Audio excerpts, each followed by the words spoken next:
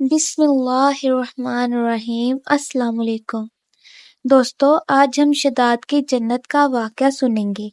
شداد اور اس کی حکومت میں جو اس نے خدائی کا دعویٰ کیا اور سنت بنائی، وہ اس کا پورا واقعہ آج میں آپ کے گوش گزار کروں گی۔ قوم عاد دنیا کی تاریخ کی ایک طاقتور قوم گزری ہے۔ اس کا ذکر قرآن پاک میں بھی ہے۔ یہ لوگ بہت ہی لمبے قد و قدامت کے تھے۔ اپنی طاقت کے بل بوتے سے یہ لوگ بہت جلد پورے یمن پر قابض ہو گئے۔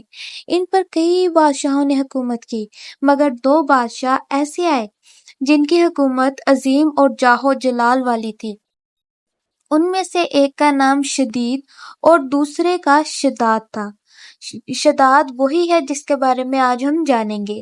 یہ دونوں بھائی تھے اور انہوں نے اپنے زمانے میں بے شمار لشکر و خزانے جمع کیے تھے۔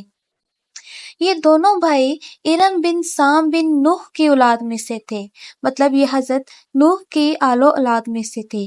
ان کی کل حکومت عمان، یمن، عدن اور شمالی عرب کے علاقوں پر تھی۔ جب شدید کی موت واقع ہوئی تو پوری حکومت شداد کو مل گئی۔ اس نے تمام قبائلی سردار اور بادشاہوں کو اپنا فرما بردار بنا لیا۔ اس طرح پورے جنوبی عرب پر اس کی حکومت ہو گئی۔ یہی وجہ تھی کہ دیگر ممالک کے بادشاہ اس کے فرمانبردار ہو گئے، اس سے ڈرنے لگ گئے، اس کے جاہ و جلال سے خوف زدہ ہو گئے۔ اس تسلط اور غلبے نے اس کو اتنا مغرور اور متکبر کر دیا کہ اس نے خدائی کا دعویٰ کر ڈالا۔ نعوذ باللہ۔ اس وقت کے علماء اور پیغمبروں کے پیروکاروں نے اسے سمجھایا اور عذاب الہی سے ڈرایا، مگر وہ کہنے لگا، میرے پاس اب دولت اور حکومت سب کچھ ہے، اب خدا کی بات کی ضرورت نہیں، نعوذ باللہ، اور میں اب کسی کی اطاعت نہیں کروں گا۔ اور یہی اس کی سب سے بڑی غلطی تھی۔ شداد نے حضرت ہود علیہ السلام کی زبان سے یہ سن رکھا تھا کہ جنت کیسی ہوگی اور اس کی نعمتیں اور خوبصورتی کا کیا عالم ہوگا، اس لیے اس نے زمین پر جنت کی تعمیر کا ارادہ کیا۔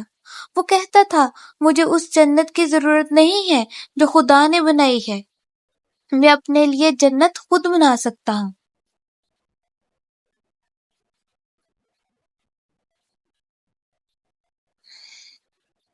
اور ایسی جنت تو میں خود دنیا میں ہی بناؤں گا۔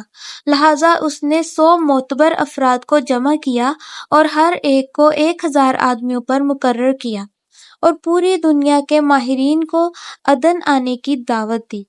اس نے اپنے بھانجے ضحاک کو، جو ایران کا بادشاہ تھا، پیغام بھیجا کہ جتنا سونا چاندی تمہارے پاس جمع ہے وہ فوراً میرے پاس بھیج دو۔ ضحاک نے ایسا ہی کیا۔ اس نے تمام حکمرانوں اور سرداروں کو یہ حکم دیا کہ سونے چاندی کے کانوں سے اینٹیں بنوا کر بھیجے اور کوہ عدن کی متصل ایک مربع شہر کو جو 10 کوس چوڑا اور 10 کوس لمبا ہو بنانے کا حکم دیا۔ اس کی بنیادیں اتنی گہری کھدائی کی پانی کے قریب پہنچا دیں۔ پھر ان بنیادوں کو سنگ سلیمانی سے بھروا دیا۔ جب بنیادیں بھر کر زمین کے برابر ہو گئی تو اس پر سونے چاندی کی دیواریں چنوائی گئیں۔ ان دیواروں کی بلندی اس زمانے کے گز کے حساب سے 100 گز مقرر کی گئی۔ جب سورج نکلتا تو اس کی چمک سے دیواروں پر نگاہ نہیں ٹھہرتی تھی۔ یوں شہر کے 4 دیواری بنائی گئی۔ اس کے بعد 4 دیواری کے اندر 1000 محل تعمیر کیے گئے۔ ہر محل 1000 ستونوں والا تھا اور ہر ستون جواہرات اور جڑاؤ کیا ہوا تھا۔ پھر شہر کے درمیان میں ایک نہر بنوائی گئی اور ہر محل میں سے اس نہر سے چھوٹی چھوٹی نہریں لی گئیں۔ ہر محل میں حوض اور فوارے بنائے گئے۔ ان نہروں کی دیواریں اور فرش یاقوت، زمرد، مرجان اور نیلم سے سجا دی گئیں۔ نہروں کے کناروں پر ایسے مصنوعی درخت بنائے گئے جن کی جڑیں سونے کی، شاخیں اور پتے زمرد کے تھے۔ ان کے پھل موتی اور یاقوت اور دوسرے جواہرات کے بنوا کر ان پر ٹانگ دیے گئے۔ شہر کی دکانوں اور دیواروں کو مشک و زعفران اور عنبر و گلاب سے یاقوت اور جواہرات کے خوبصورت پرندے چاندی کی اینٹوں پر بنوائے گئے، جن پر پہرے دار اپنی اپنی باری پر آ کر پہرے کے لیے بیٹھتے تھے۔ جب تعمیر مکمل ہو گئی، حکم دیا کہ سارے شہر میں ریشم کے قلین بچھا دیے جائیں۔ پھر نہروں میں سے کسی کے اندر میٹھا پانی، کسی میں شراب، کسی میں دودھ، کسی میں شہد اور شربت جاری کر دیا گیا۔ روایتوں میں آتا ہے کہ اس جنت کو بنانے میں 300 سال لگے اور شداد کی عمر 900 سال کے قریب تھی۔ جیسا کہ ہم جانتے ہیں کہ جو پرانے لوگ تھے ان کی عمریں بہت زیادہ ہوا کرتی تھی، پھر وقت کے ساتھ ساتھ عمریں کم ہوتی گئی، اور پھر آخری جو قوم ہے یعنی کہ حضرت محمد صلی اللہ علیہ وسلم کی ہم امت ہیں، ان کی جو ہے کیا کہتے ہیں عمریں وہ بہت تھوڑی ہیں، لیکن ہم سے پہلے آنے والی جو قومیں ہیں ان کی عمریں بہت بہت زیادہ بھی ہیں۔ تو اسی طرح شداد کی عمر بھی 900 سال تھی۔ باغ کے مکمل ہونے کے بعد وہ اپنے لاؤ لشکر کے ساتھ متکبرانہ انداز میں شہر کی طرف روانہ ہوا۔ جب قریب پہنچا تو تمام شہر والے اس کے استقبال کے لیے شہر کے دروازے کے باہر آ گئے اور اس پر زر و جوہرات نچھاور کرنے لگے۔ ابھی اس نے گھوڑے کی رکاب سے ایک پاؤں نکال کر دروازے کی چوکھٹ پر رکھا ہی تھا کہ ملک الموت نے اس کی روح قبض کر لی۔ پھر حضرت جبرائیل علیہ السلام نے بڑے زور سے ایک ہولناک چیخ ماری کہ تمام شہر اپنی عالی شان سجاوٹوں اور محلات کے ساتھ زمین دوز ہو گیا اور اس کا نام و نشان باقی نہ رہا۔